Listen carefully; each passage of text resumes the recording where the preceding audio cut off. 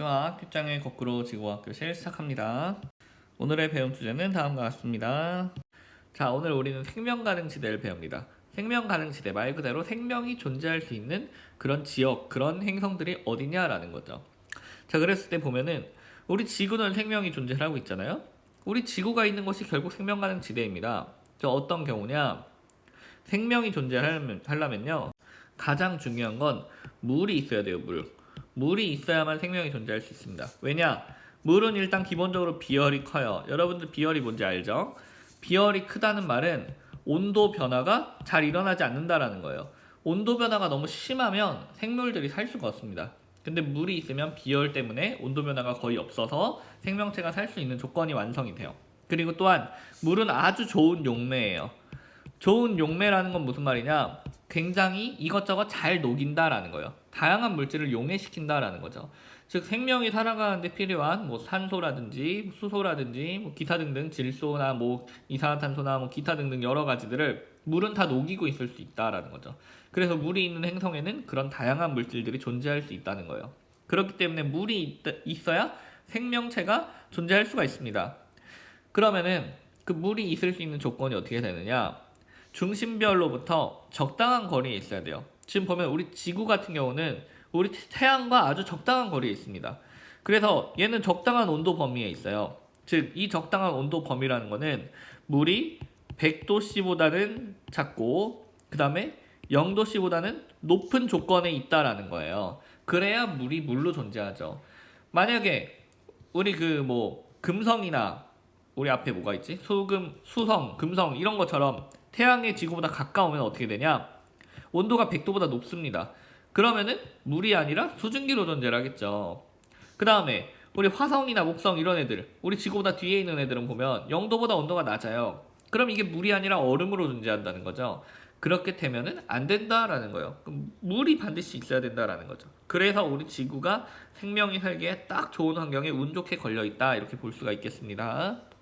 자, 그러면은 이 생명체가 존재할 수 있는 생명 가능 지대도 중심별의 질량에 따라서 조금 달라집니다. 한번 같이 봐볼게요. 지금 여기 그림에 보면은 여기 가로축에는 공전궤도 반지름, 즉 중심별과 행성 간의 거리가 나와 있고요. 세로축에는 별의 질량이 나와 있어요. 자, 지금 우리 태양의 질량을 1이라고 했을 때 지구와 태양 사이 거리가 1AU죠. 지구가 딱 여기 있습니다. 근데 이 태양 정도의 질량인 별 같은 경우 생명 가능 지대를 보면은 여기서부터 여기까지예요. 여기서부터 여기까지가 딱 물로 존재할 수 있는 온도다라는 거죠. 근데 만약에 별의 질량이 커진다라고 해볼게요. 별의 질량이 커지면 이 별에서 내뿜는 에너지가 더 강해집니다. 별에서 내뿜는 에너지가 더 강해지면은 원래는 여기서부터 100도 이하로 갔었는데 얘가 워낙 세니까 더 멀리까지 온도가 높아요. 그러니까 여기서부터 100도 이하가 됩니다. 그리고 원래는 요 정도만 돼도 0도 이하로 됐었는데 이제는 별의 온도가 세다 보니까 별의 에너지가 세다 보니까 0도 이하로 줄어드는 곳도 멀어져요. 더 여기까지 오는 거죠. 여기서부터 0도 이하로 줄어드는 거예요. 그래서 생명 가능 지대가 이렇게 넓어지게 됩니다. 이해가죠? 반면에 별의 질량이 작으면 얘는 에너지가 작은 별이니까 여기 정도만 와도 이제 100도 이하로 떨어지고요. 그 다음에 0도보다 높아지는 곳, 0도 이하로 떨어지는 것도 여기로 가까워져요. 상대적으로 여기보다 가까워지게 되는 거죠. 그래서 생명 가능 지대가 이렇게 좁아져요. 자, 그래서 정리해보면요. 지금 이 그림에 나와 있듯이 별의 질량이 크면 클수록 생명 가능 지대까지의 거리는 멀어지고요. 그리고 생명 가능 지대의 폭 자체도 넓어집니다.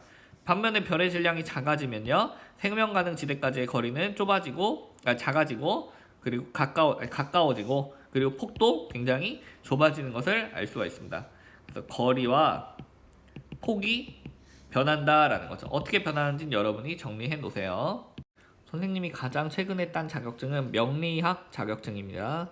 자, 근데 이 물 외에도 생명체의 존재 여건은 여러 가지가 있습니다. 자, 보면은 일단 중심별과의 적당한 거리가 있어야 된다. 이건 우리가 확인을 했고요. 둘째로 중심별에 적당한 질량이 있어야 된다. 자, 이게 무슨 말이냐? 뭐 아까 우리 앞에서 그림에서 보면은 그럼 질량이 큰 별이든 작은 별이든 특히나 질량이 크면 클수록 생명 가능 지대가 넓으니까 생명 존재하기가 쉽겠네 이렇게 생각할 수 있는데 그렇지 않다는 거죠. 질량이 너무 커도 안 되고 너무 작아도 안 됩니다. 질량은 적당해야 돼요. 너무 크게 되면은 질량이 큰 별은 진화 속도가 빠르죠. 그러니까 생명체가 탄생하기 전에 이미 별이 죽어버려요. 그러면은 그 주변에 있는 행성도 같이 폭발해서 죽겠죠. 그 다음에 별의 질량이 너무 작으면 이 생명가능지대가 너무 가깝잖아요, 별하고. 그러다 보면 별과의 그 중력을 너무 세게 받습니다. 근데 이렇게 중력을 세게 받으면 동주기자전이라는 게 발생을 하게 되는데, 동주기자전은 결로만 얘기를 하면은 언제나 똑같은 면만 보이는 거예요. 우리 지구와 달의 관계 같은 거죠. 지구에서 달을 봤을 때는 달의 앞면만 보인다라고 하죠. 달의 앞면만 보기 때문에 만약에 이게 지구와 달이니까 그런 거지, 만약에 별과 행성이라고 하면 이 별에서 오는 빛을 이 앞면만 받게 돼요. 뒷면은 못 받고. 그럼 앞면은 굉장히 뜨거워지고 뒷면은 굉장히 차가워져요. 그러니까 이게 환경이 굉장히 그 생명이 살 수 있는 그런 환경이 만들어지는 게 아닌 거죠. 그래서 동주기자전을 하게 되면 안 됩니다. 그러니까 질량이 작은 별도 안 된다라는 거죠. 적당해야 된다. 그러니까 지구가 얼마나 운이 좋은 건지 볼 수가 있어요. 그 다음에 대기가 존재를 해야 됩니다. 대기들은 일단 생명이 살 수 있는 기체를 제공해주고, 온실효과를 이용해서 따뜻한 온도를 유지시켜주고, 그리고 오존층 같은 걸 이용해서 유해한 자외선 같은 것들을 차단해주기도 하죠.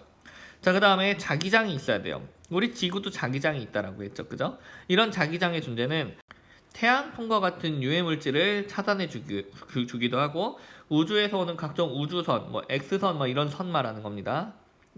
이런 그런 유해한 것들을 다 차단을 해주죠. 그림에서 보다시피 이렇게 막아줍니다. 자기장이 이런 식으로 방어해 주는 거죠.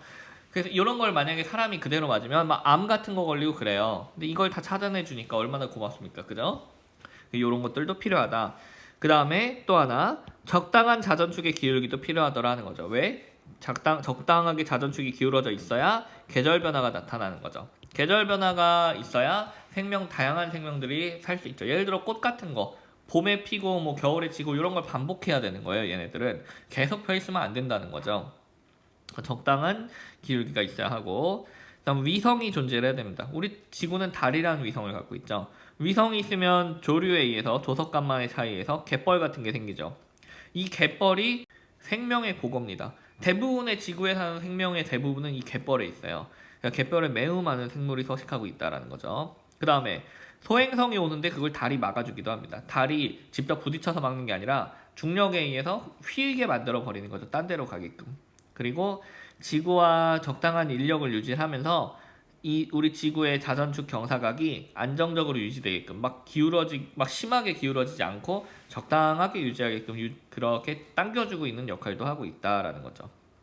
자, 그럼 우리가 도대체 이런 외계 생명체 탐사는 어떤 식으로 하고 있느냐? 탐사의 방법을 한번 봐보면, 일단 기본적으로 태양계 내의 생명체 탐사가 있고 태양계 밖의 생명체 탐사 방법이 있는데, 태양계 내의 탐사 방법으로는 탐사정을 보내는 게 있어요. 가까운 애들은 탐사정 보내서 로봇 보내가지고 알아내는 거죠. 물이 있냐, 뭐 생명이 있냐, 이런 것들. 그 두 번째 방법으로는 지구에 가면 아주 수압이 높은 뭐 저기 해저 심해 같은 데나, 또는 뭐 아주 뭐 추운 그런 지역이나 이런 지구의 극한 환경에 사는 생명을 연구를 해서 아주 극한 지역에서도 생명이 살 수 있는 조건을 찾아보는 거죠. 그러면 꼭 지구와 같은 환경이 아니어도 그런 행성에서, 극한 환경에 놓여져 있는 행성에서도 생명이 있을 수 있겠다라는 걸 알 수 있겠죠. 그 다음에 외계에서 오는 운석을 연구하거나 분석할 수도 있겠고요. 그 다음에 태양계 밖의 생명체 탐사는 세티 프로젝트라는 게 있습니다. 그래서 영어에서 보다시피 Search for Extraterrestrial Intelligence, 즉 ET를 찾는다. 근데 인텔리전스한 ET를 찾는다라는 거예요. ET가 외계 생명이죠. 외계 생명체를 탐사하는 프로젝트인데 그냥 뭐 아메바나 이런 게 아니라 지적인 외계 생명체를 탐사해야 한다라는 그런 프로젝트입니다. 영화 컨택트에 나오는 게 이 방법이죠. 전파를 쏴가지고 이제 외계의 신호를 받고 이런 것들이요. 자, 마지막으로 우주망원경을 이용하는 방법이 있죠. 지구에서와 달리 지구 밖에 있는 망원경은 대기의 그런 영향을 안 받아서 대기에서 산란되는 빛이 줄어들죠. 그러니까 그 멀리서 오는 행성들의 대기 성분을 분석하는데 더 용이한 면이 있습니다. 자, 오늘 수업 여기서 마치겠습니다. 수고하셨습니다. 큐바.